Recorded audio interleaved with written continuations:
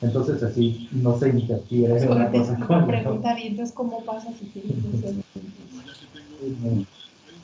que cuando vimos la fecha no vimos lo de...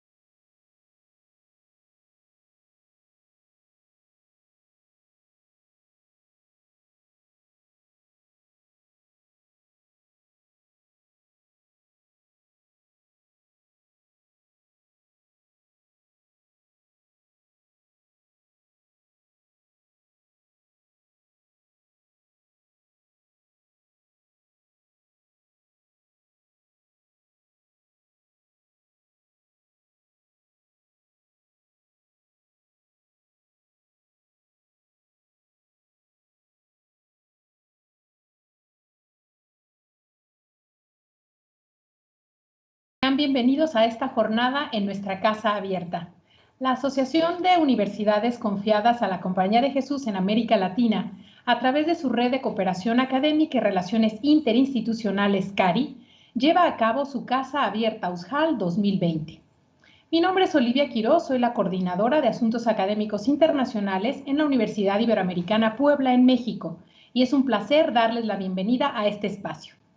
Casa Abierta USJAL busca informar y orientar a estudiantes de grado y de posgrado sobre nuestra oferta académica y los múltiples servicios universitarios que ofrecemos las instituciones afiliadas a la asociación, de manera que sean considerados como posibles destinos académicos y así logremos impulsar tanto la movilidad académica presencial cuando el tiempo lo permita y el intercambio virtual. Casa Abierta USJAL consiste en 3 actividades interdependientes. El componente 1 es el programa de orientación para la movilidad estudiantil internacional que en Ibero Puebla tuvimos el día de ayer. El componente 2, un ciclo de conferencias, una mirada multidisciplinaria e intercultural. Y el componente 3, internacionalización en casa desde la cultura. Para dar inicio, tengo el honor de presentar a ustedes a nuestro rector, el maestro Mario Ernesto Patrón Sánchez, quien ofrece un mensaje de apertura. Adelante, señor rector.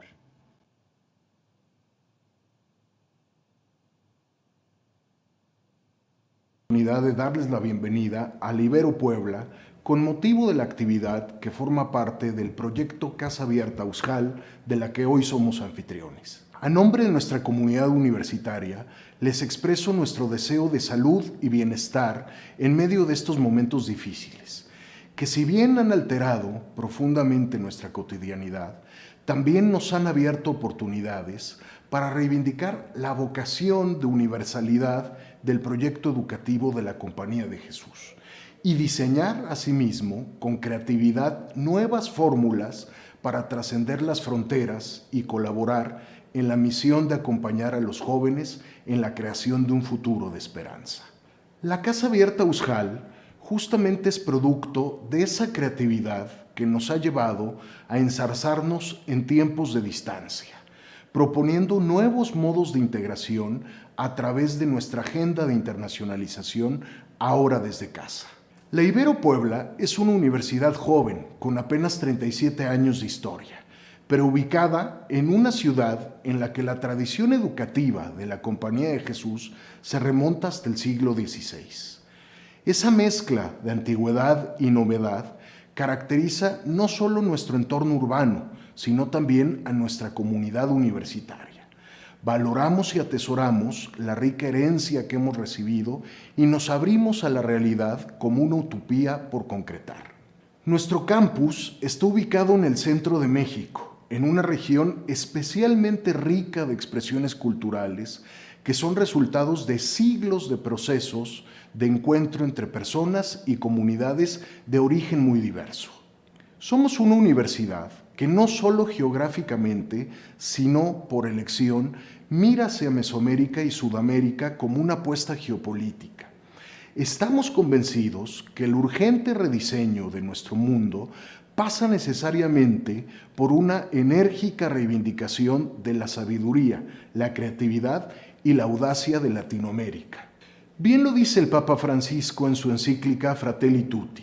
Es tiempo para generar nuevos modelos de interdependencia humana que nos vinculen más desde la solidaridad y la fraternidad y no desde los modelos hegemónicos totalizantes. Por eso, para nosotros es motivo de celebración recibirles, hoy en la virtualidad y ojalá muy pronto en la presencia, para continuar fortaleciendo nuestra hermandad y colaboración. Muchas gracias a quienes han hecho posible el proyecto de Casa Abierta Uzhal. Particularmente envío un sincero reconocimiento a la Coordinación de Internacionalización del Ibero Puebla, por permitirnos resignificarnos y proyectarnos en la agenda con una perspectiva vigorosa. Sean todas y todos bienvenidos a nuestra Ibero Puebla.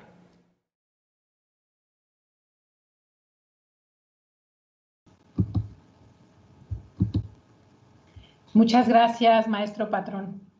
Casa Abierta Uzhal tiene muchas actividades en estos últimos días de octubre y durante todo noviembre.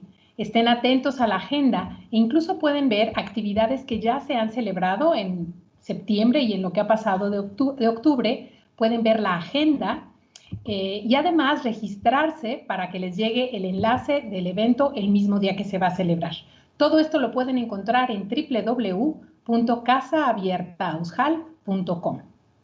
Podrán obtener también una constancia de participación si atienden al menos a 10 de las actividades, nos quedan suficientes para que aún lo logren, y van a poder hacerlo a través de un enlace que estamos publicando tanto en el chat como en la descripción de este video, para que puedan registrar su asistencia y recibir al final de Casa Abierta Uzhal su constancia. También les vamos a agradecer que hagan al final de la actividad una evaluación que nos es de mucha utilidad y también encuentran el link más abajo en la descripción de este video. Bien, pues hoy continuamos en la Ibero Puebla nuestra agenda en el componente número 2, que es la conferencia, y la del día de hoy se titula Cuando la tormenta pase, ¿para qué servirán mis estudios? Agenda de Bienes Públicos para América Latina. La dictará el maestro Juan Luis Hernández Avendaño, quien es el vicerrector del medio universitario aquí en la Ibero Puebla. Juan Luis, politólogo y educador, candidato a doctor en Ciencia Política por la Universidad Autónoma de Madrid. Profesor de Ciencias Políticas desde 1995, buscando formar ciudadanos comprometidos con la transformación de la realidad. Ha sido funcionario educativo en distintas universidades jesuitas, en la Ciudad de México y ahora en Puebla por más de 2 décadas. Fue rector interino, vicerrector, director de departamento y de carrera, buscando responder con educación a los desafíos de la realidad. Es co-creador del método de aprendizaje situado, con el que ha trabajado con 80,000 profesores de México y América Latina para mover a la escuela y a la universidad como buena noticia en el siglo XXI. Es fundador de la Cátedra Ignacio Ellacuría de Análisis de la Realidad Política y Social, que este año justamente cumple 16. Ha escrito cientos de artículos y decenas de libros sobre política y educación en México. Es analista político en medios de comunicación desde 1998. Es colaborador de Amerindia, la plataforma de la teología de la liberación en América Latina. También es asesor y colaborador del Episcopado Latinoamericano sobre análisis social y político de América Latina. Cedo la palabra y es un gusto presentar a ustedes al maestro Hernández Avendaño, no sin antes invitarlos a que si tienen preguntas o comentarios, las anoten en nuestro chat.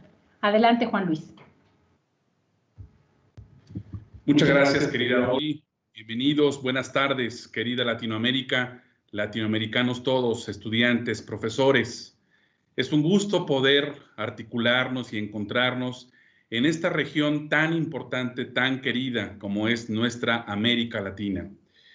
Es también una buena oportunidad para, a pesar de estos momentos difíciles para muchas familias y para muchas personas que han perdido a sus familiares, desgraciadamente, por el COVID-19, también creo que los que estamos aquí encontrándonos tenemos la tarea de reflexionar qué nos toca hacer en estos tiempos donde la vida y la muerte está presente todos los días.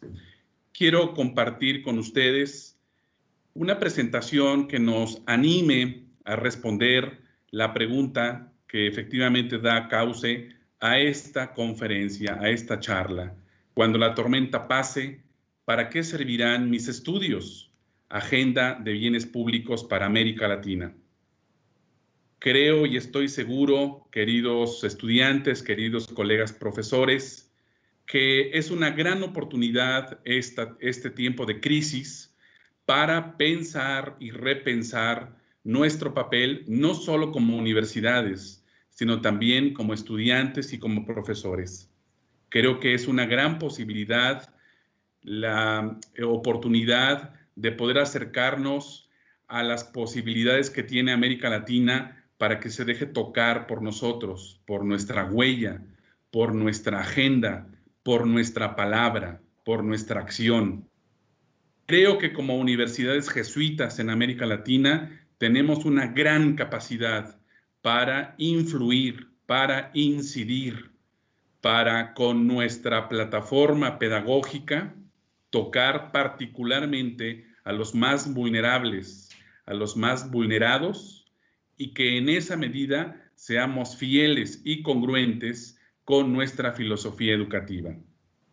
Quisiera decirles que esta charla va a estar atravesada, va a estar transversalizada por un poema que se llama Esperanza, de un cubano llamado Alexis Valdés, que ha creado, me parece, uno de los poemas más bellos y más hermosos que se han construido durante este tiempo, durante esta cuarentena, y que creo que refleja muy bien el signo de los tiempos. Creo que refleja maravillosamente el tiempo que vivimos y sobre todo, ¿para qué vivimos?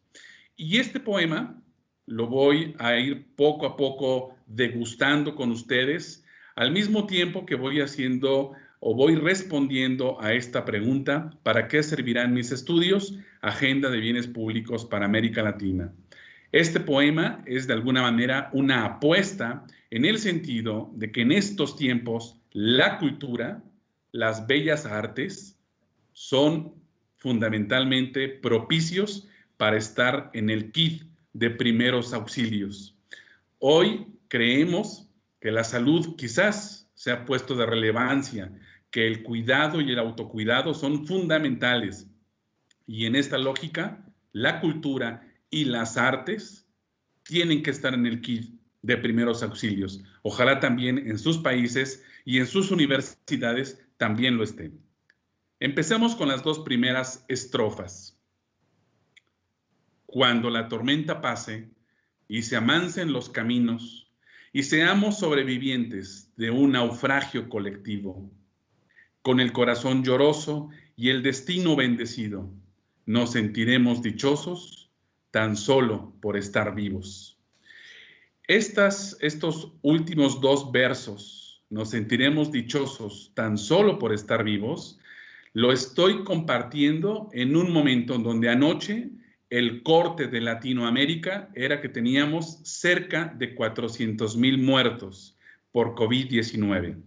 Nuestros países de Latinoamérica y el Caribe están aportando 400,000 muertos en esta pandemia mundial. Por eso no es poca cosa que podamos decir hoy nos sentiremos dichosos tan solo por estar vivos. Me parece muy importante compartir con ustedes algunas tendencias hegemónicas actuales porque representan el contexto en el que ustedes, particularmente estudiantes de universidades jesuitas, están haciendo su vida universitaria. La pregunta clave es, cuando yo estudié en la universidad, ¿qué estaba pasando? ¿De alguna manera ese contexto influyó en mis estudios? ¿De alguna manera ese contexto influye en la pregunta, ¿para qué estoy estudiando? ¿Para qué voy a estudiar economía o para qué voy a aplicar mis conocimientos en ingeniería? ¿O por qué y para qué estoy estudiando arquitectura, o en qué medida los negocios y los negocios internacionales me serán útiles, sobre todo después de la pandemia. Todas estas preguntas se responden a partir del contexto. El contexto es el horizonte de toda educación. Y de alguna manera, cuando vayamos viendo estos elementos contextuales, ojalá cada uno de ustedes, si son estudiantes, o cada uno de ustedes, si son profesores, podríamos justamente preguntarnos, ¿para qué sirve nuestra universidad? Y en la medida de lo posible, ¿cómo está respondiendo nuestra universidad con nuestros programas académicos, con nuestros pregrados, licenciaturas, posgrados, nuestra investigación a este contexto? Lo planteo como fotografía. Primero, estoy con Boaventura de Sousa cuando dice que la dominación del siglo XXI es básicamente de 3 tipos. Es de clase, es de raza y es de sexo. Es decir, vivimos ustedes y yo un dominio pleno del capitalismo salvaje, al cual llamamos neoliberalismo, que básicamente la diferencia con el liberalismo clásico es que el neoliberalismo ha absolutizado todas las dimensiones de la vida y las ha convertido en mercancía, incluidos los seres humanos. El dominio de raza tiene que ver con el aumento del racismo en el mundo, particularmente por la movilización, la gran movilización de migrantes del norte a sur, del este al oeste, pero en América Latina estamos viviendo, particularmente en Sudamérica, estamos viviendo la migración de los venezolanos. No hay ningún país de Sudamérica que no tenga presencia de venezolanos en las calles, y es una migración distinta a las que conocíamos, y todas las migraciones están generando muchas reacciones en los países y en las sociedades, muchas positivas, muchas desgraciadamente negativas. Y con ello se ha acentuado el racismo también en nuestras propias sociedades latinoamericanas. Y finalmente, la dominación del sexo, el patriarcado, muy retado y muy desafiado los últimos años, afortunadamente, por muchas acciones colectivas de movimientos feministas, desde los más moderados hasta los más radicales, que en toda Latinoamérica se han movilizado, se han planteado, le han plantado cara al patriarcado, y nuestras universidades no han sido la excepción. También en nuestras universidades ha habido movilizaciones, ha habido visibilización de los diferentes rostros de este patriarcado y sus violencias. Por eso, si nosotros vemos estos 3 dominios hegemónicos, entendemos por hegemonía un sistema de creencias dominante, lo que pensamos que está bien, lo que pensamos que es correcto, o bien lo que pensamos que es lo de hoy. Nuestras licenciaturas, nuestros programas académicos, nuestros estudios, ¿qué están haciendo para sostener estas hegemonías? O bien nuestros estudios, nuestras carreras, ¿están retando estas hegemonías porque queremos un mundo mejor? ¿Porque queremos un mundo con mayor igualdad de género? ¿Porque queremos un mundo con mayor igualdad racial? ¿Porque queremos un mundo menos mercantilizado y un mundo que tenga al dinero no como el Dios supremo, sino que tenga al ser humano como el centro de todas las cosas? Creo que estas 3 dominaciones que hoy vivimos son dominaciones porque las sostenemos los seres humanos. Nadie se las sacó de la manga, se las sacó de una esfera mágica. Las sostenemos con nuestros comportamientos, con nuestras decisiones y con nuestras apuestas. Por eso, nuestros estudios, nuestros programas académicos son una gran oportunidad para retar estas 3 dominaciones. Y con nuestros estudios, con nuestras apuestas profesionales, podemos construir resistencias frente a estos dominios.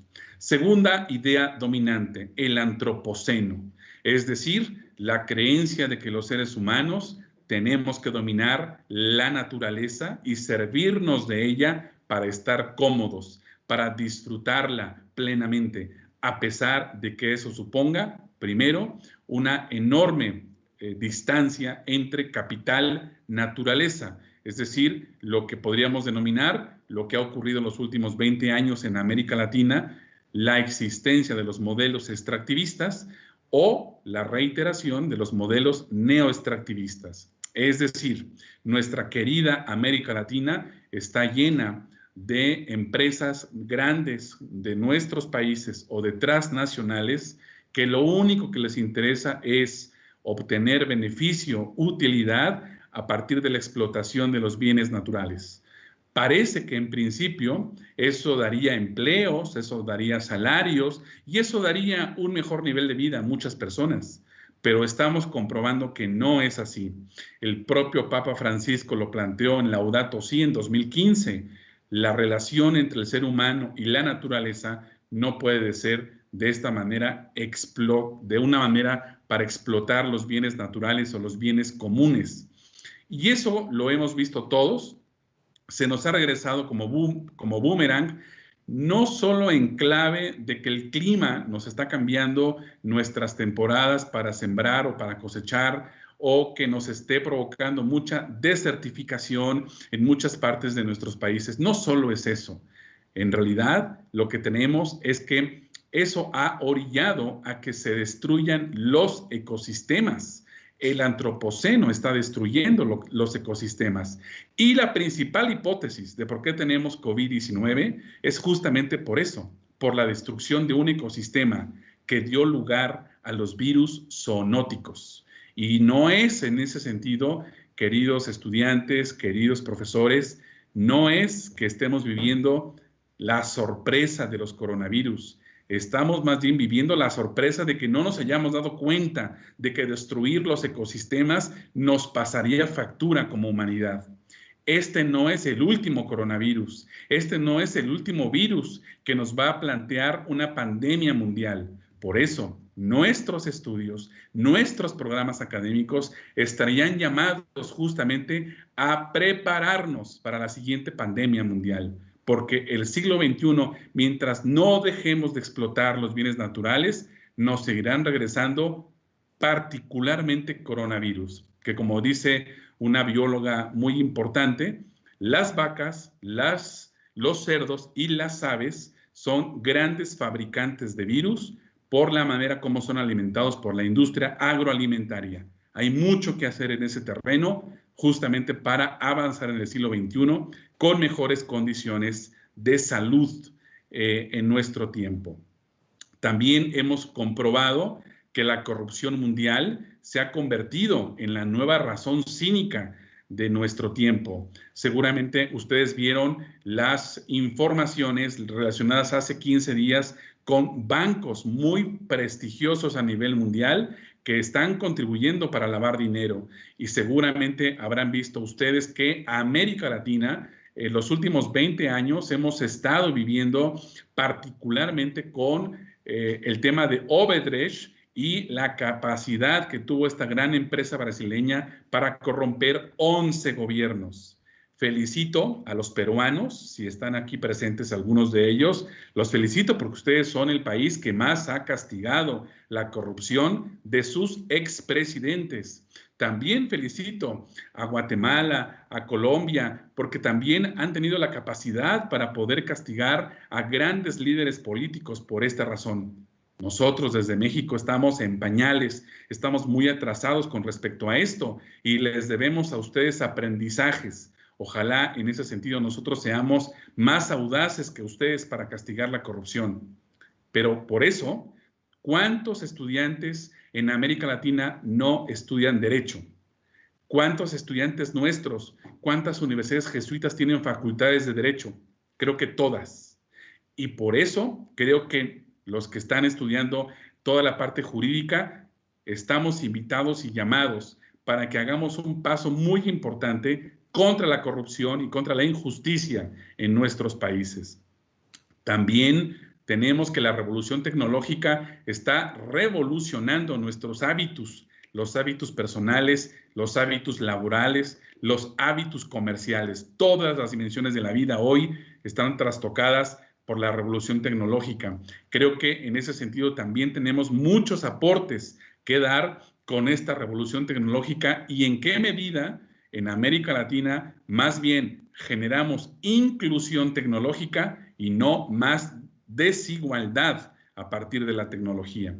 Y finalmente pienso que China y Rusia, como sabemos, se han empoderado los últimos años, pero no solo como nuevos vetadores estratégicos o geoestratégicos, sino ambos con mayor presencia en América Latina. China y Rusia han sustituido la presencia de Estados Unidos que antes teníamos como posición hegemónica en nuestra región, y hoy en muchas partes, prácticamente en todos los países de América Latina, hay inversiones chinas y cada vez más presencia rusa. Y creo que también en ese sentido nos importa tener una presencia geopolítica para saber en qué medida esas presencias son de ayuda o no lo son.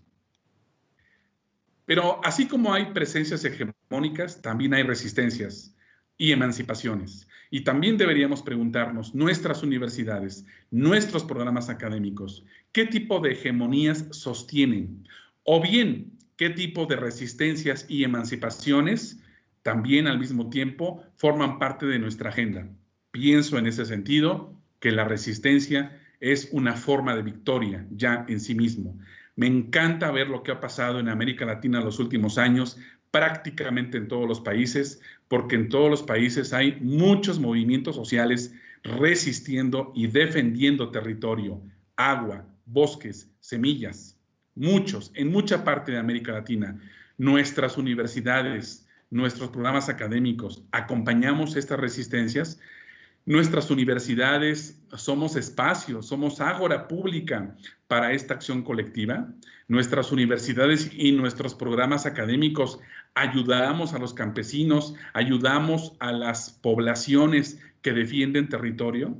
Creo que hoy en muchas partes de América Latina también los pueblos originarios nos están dando muchos ejemplos de cómo significa hoy vivir con resistencia digna frente a las culturas de la muerte. Creo que ustedes y yo hemos visto este malestar social, político, cultural contra los efectos del neoliberalismo en América Latina particularmente.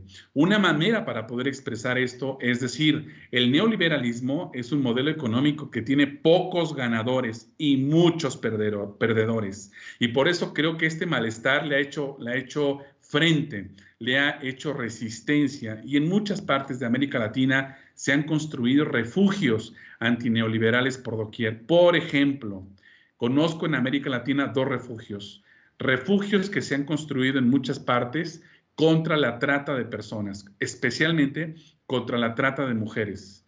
En muchas partes de América Latina, las universidades jesuitas han sido muy importantes para trabajar a favor de quienes buscan sacar de la trata a muchas mujeres esclavizadas sexualmente, o bien también trabajar con todas las personas que están migrando, que son muchas en este tiempo.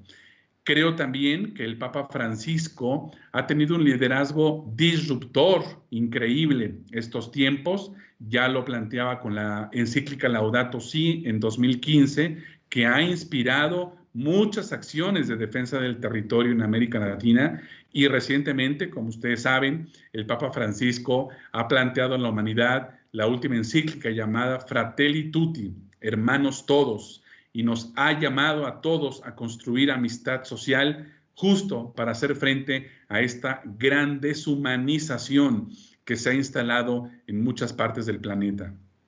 Creo que afortunadamente en nuestra América Latina hemos visto la emancipación de la mujer, de muchas mujeres y de jóvenes como ustedes, estudiantes, que han hecho muchas movilizaciones, muchas propuestas de política pública o acciones legislativas o acciones para los poderes judiciales en nuestros países. Me encanta ver a los jóvenes latinoamericanos y a las mujeres latinoamericanas planteando una América Latina menos patriarcal, menos racista y menos capitalista neoliberal. Y eso me encanta verlo desde las más diversas profesiones. Y finalmente, me parece muy interesante esta migración que vemos en todo el mundo, particularmente en América Latina, como desafío al hábitus global, porque la migración es una manera de decir, este mundo no está bien. Este mundo está roto. Este mundo necesita cuidar a los más vulnerables. Este mundo necesita pensar más en las personas que en los flujos comerciales o que en los flujos de dinero. Y creo que nuestras universidades están haciendo muchas acciones para ello. Sigamos con el poema. Y le daremos un abrazo al primer desconocido y alabaremos la suerte de conservar un amigo. Y entonces recordaremos todo aquello que perdimos y de una vez aprenderemos todo lo que no aprendimos. Ojalá en nuestros programas académicos, ojalá en nuestras universidades nos estemos dando una oportunidad para aprender todo lo que no hemos aprendido, y ojalá, como decía Edgar Morán, no se nos vaya de vista la necesidad incluso de que cuando terminemos nuestras carreras profesionales podamos insistir en seguir aprendiendo, seguir reaprendiendo, pero sobre todo intentar desaprender, porque creo que es algo que necesitamos hacerlo todos. Pienso que nuestros programas académicos, que nuestros estudios pueden también mirarse a partir de 3 revoluciones que están ocurriendo en todo el mundo. 1, la revolución del más. El siglo XXI tiene más de todo, más gente, más urbana, más sana, más escolarizada, pero también tiene más productos en el mercado, más partidos políticos, más armas, más medicinas, más crimen, más religiones. Para 2050, la población mundial será 4 veces mayor que 100 años antes. Y desde 2006, 28 países de renta baja han pasado a figurar entre los de renta media, muchos de ellos varios países de América Latina. Queridos estudiantes, queridos profesores, la revolución del más, nuestra profesión, ¿cómo quiere contribuir en la revolución del más? ¿Con más productos en el mercado? ¿Con más armas? ¿Con más medicinas? ¿O quizás a lo mejor con más soluciones? ¿Con más empoderamiento de los jóvenes y las mujeres? ¿Con más vida digna en comercio justo? ¿Qué queremos agregarle? ¿Con más arquitectura sustentable? ¿Con más economía social? ¿Con más marketing social? ¿Con más ingeniería que resuelva problemas particularmente para las poblaciones más vulnerables? En nosotros está justamente esa posibilidad. ¿Cómo nos sumamos a la revolución del más? ¿Cómo nos sumamos a la revolución de la movilidad? Según la ONU, 214 millones de personas viven fuera de sus países de origen, un 37% más que hace 20 años. Estamos viviendo la era de la movilidad humana.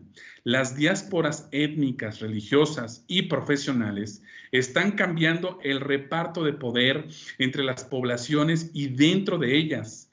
Personas, tecnologías, productos, dinero, ideas y organizaciones tienen más movilidad y por ello son más difíciles de controlar. Nuevamente, con nuestros programas académicos, con nuestras profesiones, con nuestros estudios, ¿qué queremos movilizar? ¿Qué ideas queremos movilizar? ¿Qué proyectos queremos movilizar? ¿Qué soluciones queremos movilizar? Es la era de la movilidad. Movilicémonos con nuestras ideas, con nuestras soluciones para este tiempo. La revolución de la mentalidad. Una población que consume y se mueve sin cesar, que tiene acceso a más recursos y más información, ha experimentado también una inmensa transformación cognitiva y emocional.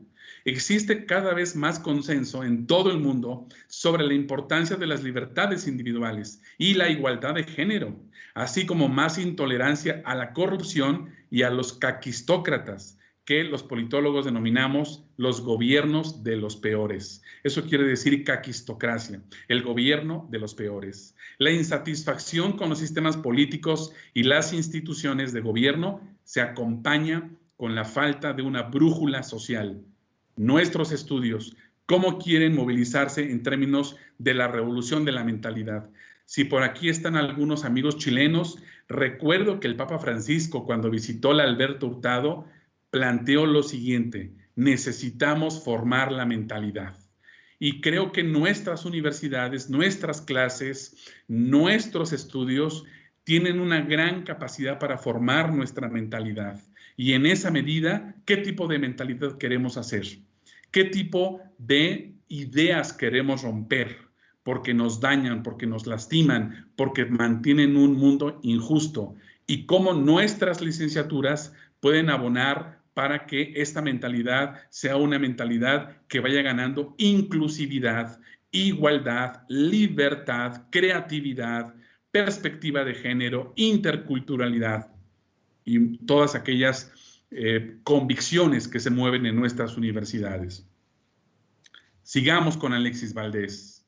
Ya no tendremos envidia, pues todos habrán sufrido.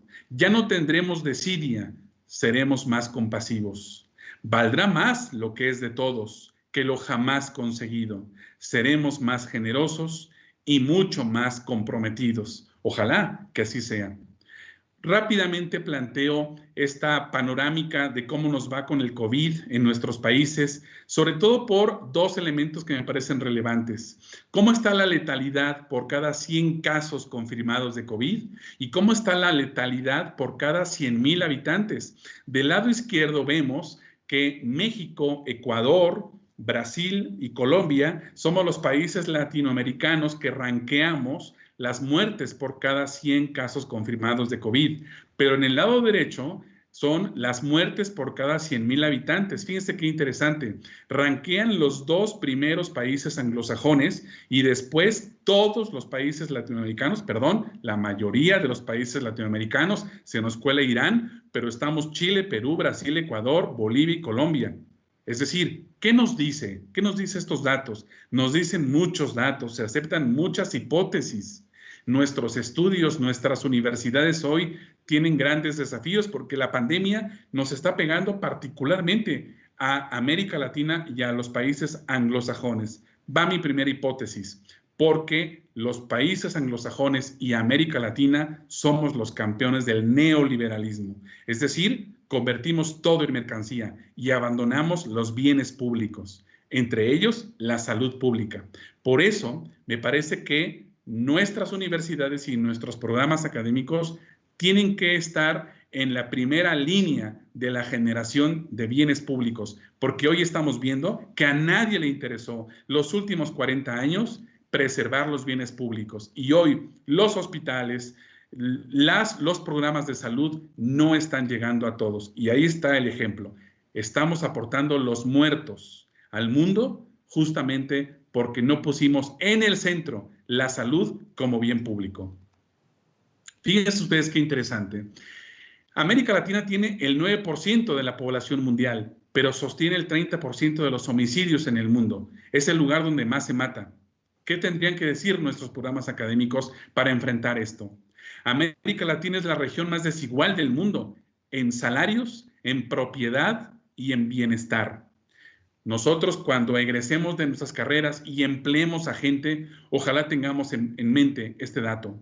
La población rural representa ya el 20% de total de América Latina. Somos urbanitas en América Latina. Nuestras ciudades requieren, por lo tanto, la acción de nuestros programas académicos. Requerimos impactar para tener ciudades más sustentables. Y el bono demográfico, más de 2 personas serán económicamente activas por cada una que no lo sea, sumando adultos mayores y niños en América Latina. Mucha gente que tiene posibilidades de trabajar, pero que desgraciadamente muchas de ellas no encuentran trabajos dignos o salarios dignos. Por eso, queridos jóvenes, ¿qué tendremos para los próximos años y cómo ustedes de alguna manera pueden insertarse en esto?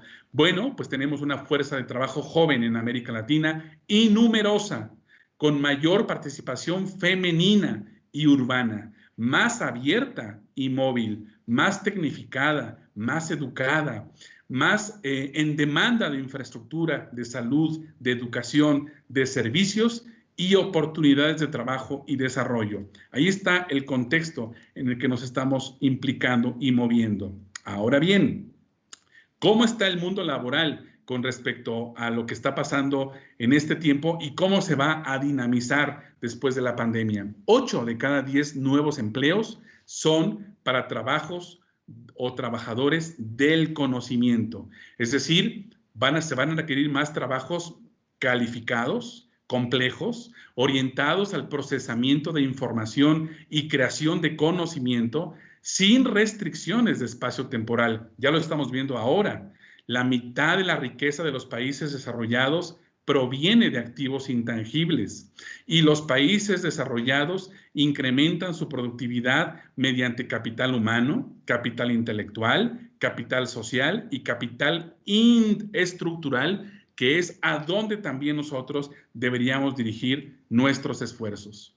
Muy rápidamente les digo que las competencias que están considerando los empleadores de América Latina como indispensables para el trabajo son, pongo rápidamente las tres primeras: trabajo en equipo, comunicación personal y cada vez más relación interpersonal. Fíjense qué interesante. Nuestros programas académicos tienen que incidir más en estas competencias.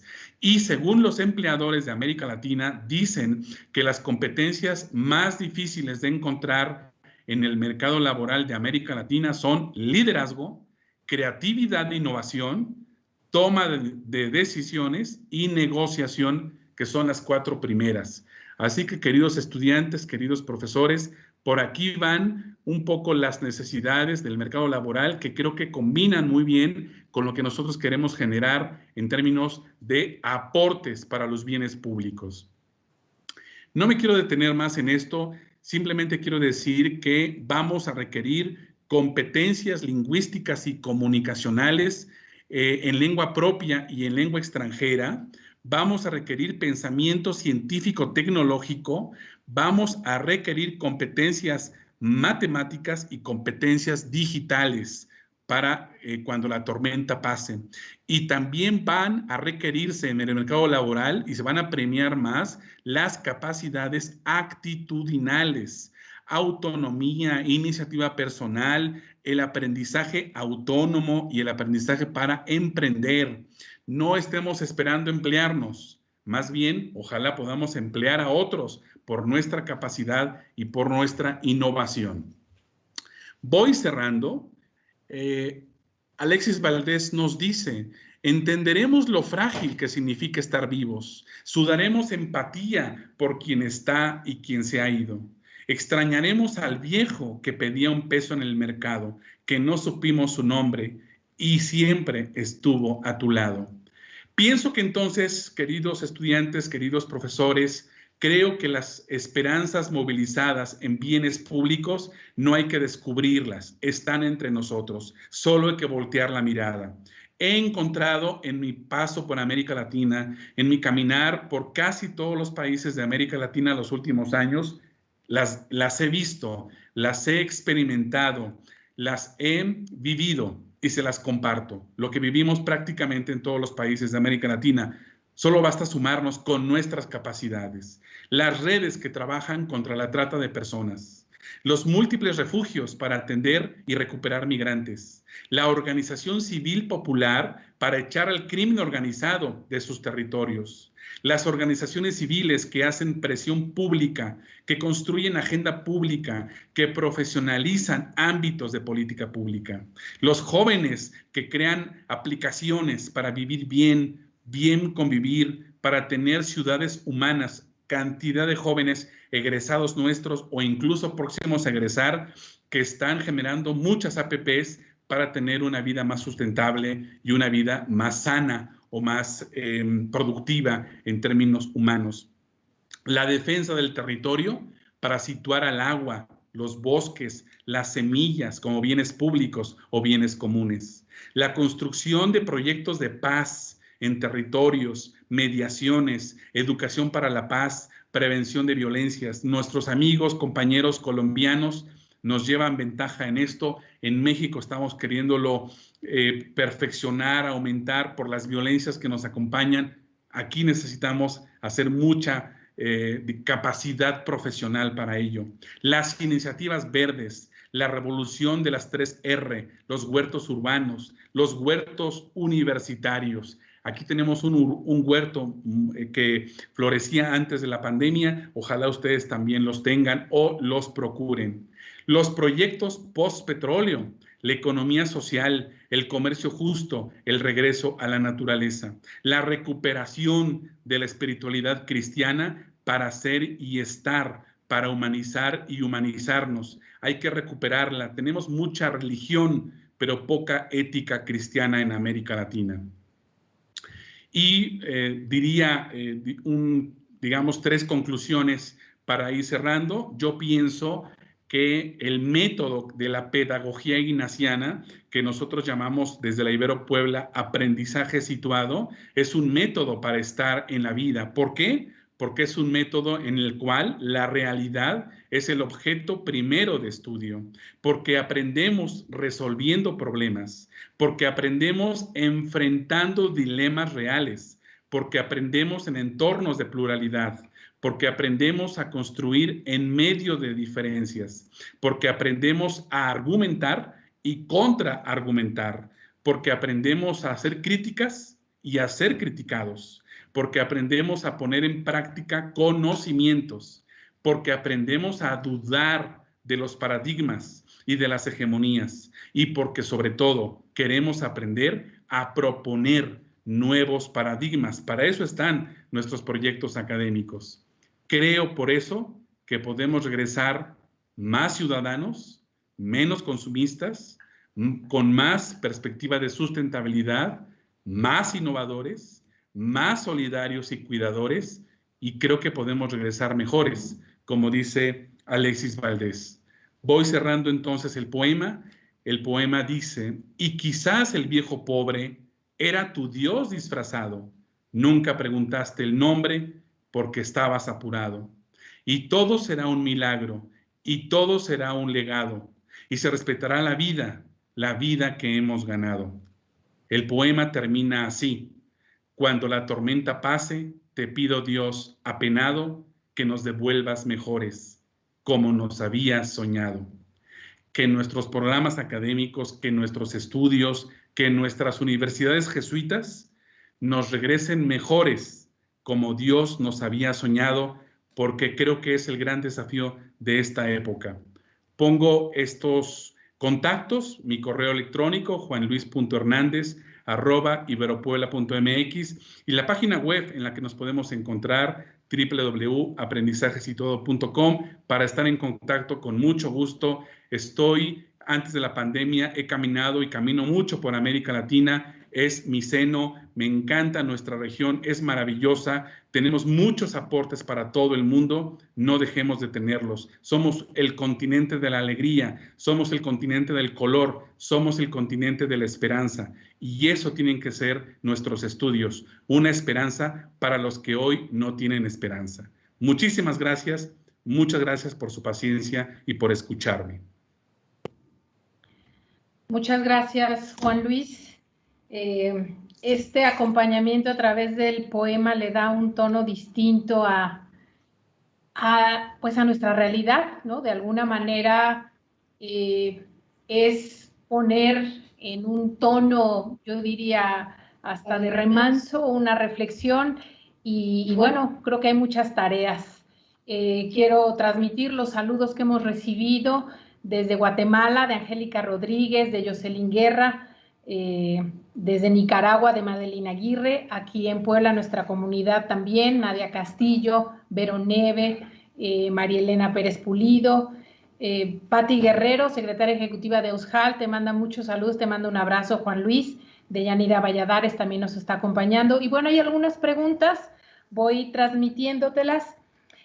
Nos pregunta una profesora: ¿cómo podemos entonces desde el aula comenzar a influir en la construcción del bien común aún en esta tormenta? Sí, muchas gracias por la pregunta. Yo pienso que un gran desafío que tenemos las universidades jesuitas es que en el aula permanentemente estén los grandes problemas públicos, independientemente que estemos estudiando contaduría, arquitectura, diseños. No hay ninguna licenciatura que no esté tocada por el contexto y las problemáticas reales, porque de alguna manera cada una de estas disciplinas y profesiones se han creado y se han erigido para responder a estas problemáticas y de alguna manera enfrentarlas y acercar soluciones. Por eso yo pienso que en toda clase, en nuestros espacios con los estudiantes, ojalá podamos tener siempre un espacio para decir qué pasó esta semana, qué pasó, qué está ocurriendo en nuestro continente. Me acuerdo tanto de Monseñor Romero de El Salvador, que en la homilía de los domingos juntaba el Evangelio con lo que había pasado en la semana en su país. Es decir, la pedagogía, la espiritualidad ignaciana es contemplativos en la acción. Las clases, la teoría solo tiene sentido en la medida en que está dirigida a encontrarse con un problema real. Entonces, en la medida en que nuestros alumnos comiencen a ubicar que un bien público es el agua y no es una mercancía, que eso lo aprendí en un foro social mundial en Kenia, con un montón de mujeres de África que decían, nosotros queremos plantear que el agua no es una mercancía, es un bien público y todos tenemos que tener acceso a ella. En esa medida vamos creando la mentalidad, porque hoy parece que todo es mercancía, incluido el ser humano. Y creo que en nuestros programas académicos podemos ganar tanto en la formación de la mentalidad de nuestros alumnos, que ellos serán los primeros defensores de los bienes comunes.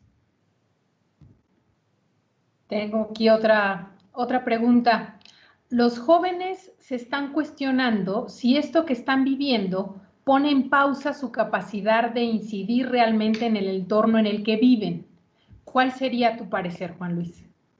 Sí, yo creo que hoy la manera en que estamos viviendo la cuarentena en el mundo, en América Latina, es tan distinta, tan diferente. Muchos lo están viviendo con comodidades, muchos lo están viviendo con incomodidades, algunos en familias sanas, otros con violencias dentro de las familias, algunos con mucha ansiedad, con mucha crisis emocional, otros con mejores capacidades de contención. No cabe duda, son ya muchos meses, la cuarentena definitivamente no era lo que pensábamos inicialmente que podía ser.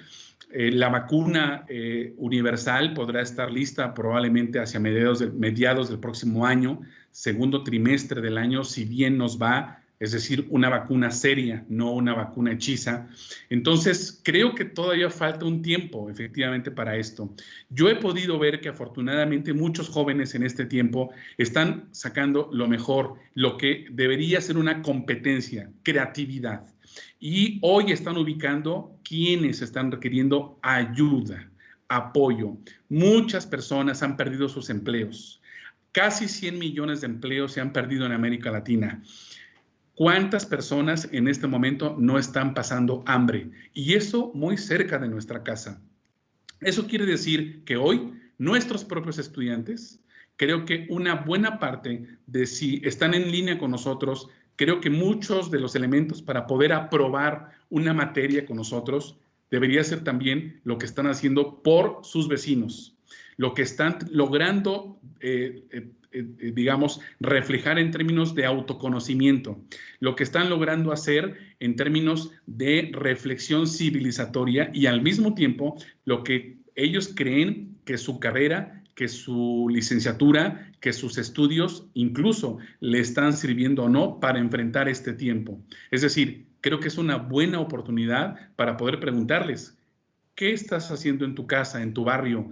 ¿Has ubicado cerca de tu barrio personas necesitadas? A lo mejor con algún colectivo de jóvenes están llevando despensas o están poniendo en contacto a consumidores y productores de economías locales, como es lo que yo he estado viendo en esta región nuestra, que afortunadamente con las nuevas tecnologías, ellos están ayudando a que los productores locales estén sacando sus productos que están siendo difícilmente consumibles en los grandes mercados porque algunos están cerrados o porque no se ha recuperado la economía. La creatividad es lo que hoy me parece nuestros jóvenes nos están diciendo y creo que muchos de ellos están justamente construyendo cadenas de ayuda para los más necesitados. Así que hoy mis clases, mis propias clases y las de otros están atravesadas por preguntarles, ¿y ustedes qué más están haciendo por otros y por otras?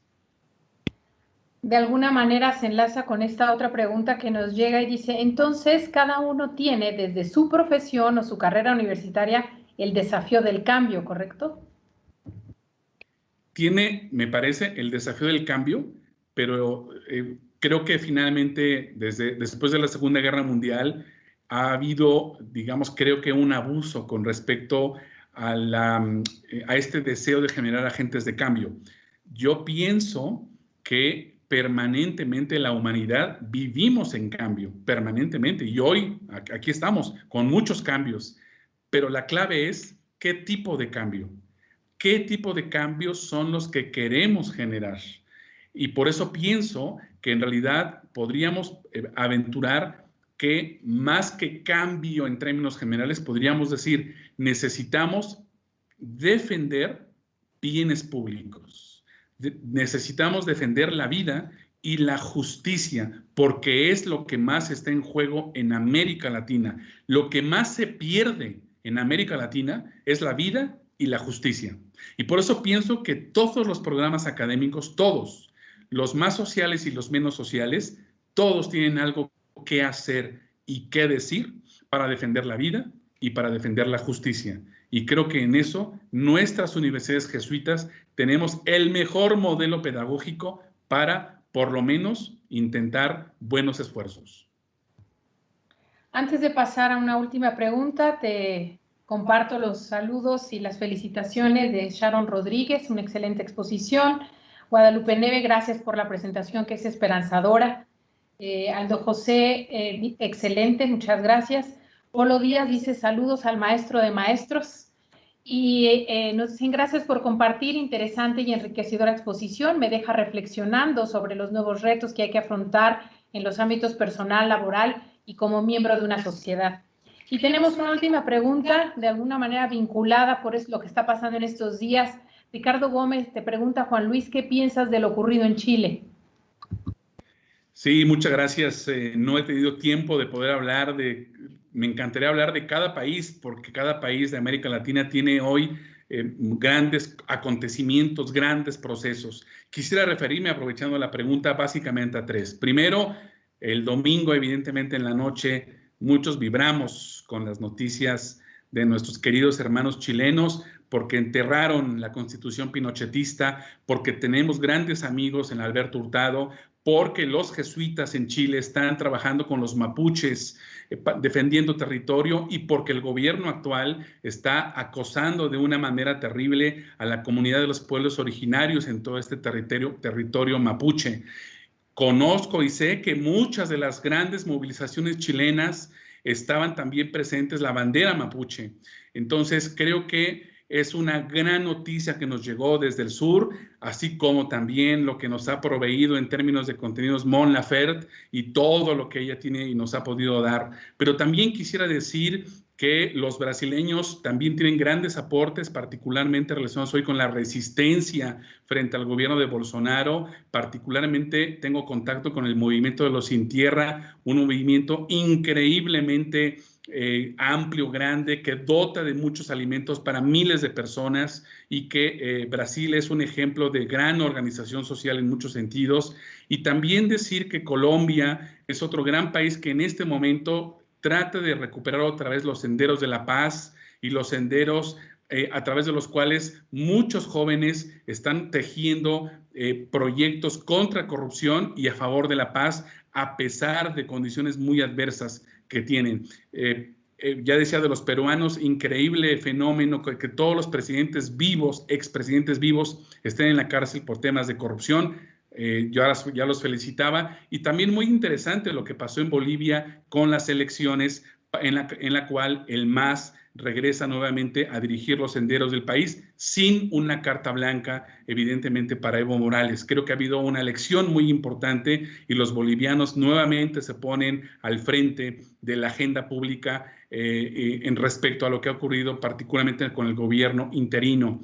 Así que creo que vivimos esperanzadamente muchos de los procesos que hay en América Latina, y por eso yo decía, tengo más esperanza que desesperanza con respecto a lo que está pasando en nuestra rica región. Tenemos tanto que dar.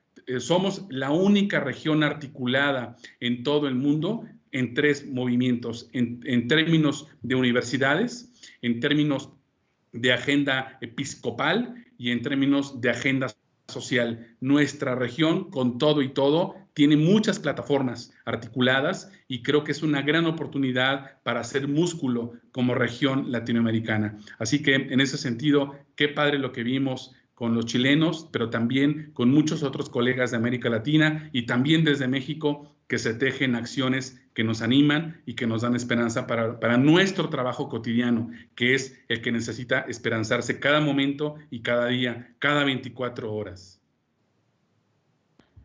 Muchas gracias, Juan Luis. Pues el tiempo se nos ha agotado.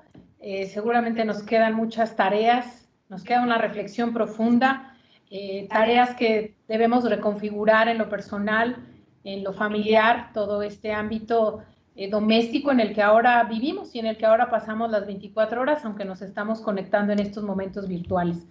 Pues muchas gracias a todos por habernos acompañado, los que están en este momento en vivo, los que están viendo este video cuando ya ha sido guardado aquí en YouTube, pero que va a tener vigencia porque esta construcción pues es de cada día, de cada hora, de cada semana, hasta que volvamos pues a encontrarnos, hasta que volvamos a abrazarnos, hasta que la tormenta haya pasado. No se olviden de completar el formulario de evaluación de nuestra actividad, de seguirse registrando. Van a encontrar al inferior de este video y también en el chat están los vínculos para que ustedes puedan hacer la evaluación, el registro de la actividad y que sigan conociendo las actividades de Casa Abierta. Los invitamos a que esta tarde participen en la siguiente actividad, 4 de la tarde hora de México, 5 de la tarde hora de Colombia. La Pontificia Universidad Javeriana Bogotá presenta un viaje por la música mundial. Los invitamos a que nos acompañen. Y aquí en Ibero Puebla les esperamos mañana, como ayer lo decíamos, a la misma hora y en el mismo canal, con un collage cultural que no se pueden perder.